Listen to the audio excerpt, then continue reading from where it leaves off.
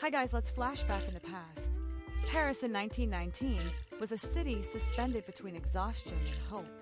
The guns of the First World War had finally fallen silent, yet their echoes still lingered in the streets, the cafés, and the minds of its people. After 4 years of devastation, Paris emerged bruised but unbroken, carrying the weight of victory alongside the grief of immeasurable loss. It was a city trying to remember how to breathe again while shaping a future the world desperately needed. The physical scars of war were visible everywhere. Soldiers in worn uniforms crowded train stations, some returning home, others passing through on official business. Many bore visible injuries, others carried wounds no one could see.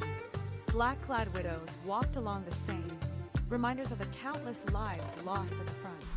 Food shortages persisted, and daily life was still marked by rationing and hardship. Yet Paris remained defiantly alive. Trams rattled through busy streets, shop windows reopened, and the familiar rhythm of urban life slowly returned. In 1919, Paris became the political center of the world. Delegations from victorious nations arrived to negotiate the terms of peace, filling grand hotels and government buildings. The Paris Peace Conference transformed the city into a stage where the future of Europe and much of the world would be decided. Statesmen such as Woodrow Wilson, Georges Clemenceau, and David Lloyd George moved between meetings, surrounded by journalists, advisors, and soldiers. The atmosphere was charged with ambition and tension, as ideals of justice clashed with demands for punishment and national interest. Clemenceau, France's prime minister, embodied the mood of the nation. Known as the Tiger, he sought security above all else, determined to prevent Germany from ever threatening France again. His firm stance reflected the trauma the country had endured, with battlefields not far from Paris still littered with ruins. While diplomats debated borders, reparations, and new nations, ordinary Parisians watched with cautious hope, aware that decisions made in their city would shape decades to come. Despite political intensity, Paris retained its cultural soul.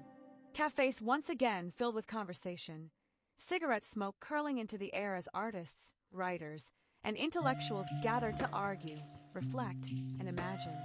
Montparnasse became a hub of creative energy, attracting painters, poets, and expatriates drawn by the city's enduring magnetism.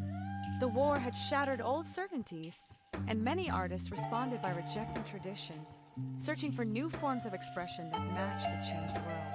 The arts reflected both trauma and renewal. Literature grappled with disillusionment and loss, while visual art moved toward abstraction and bold experimentation.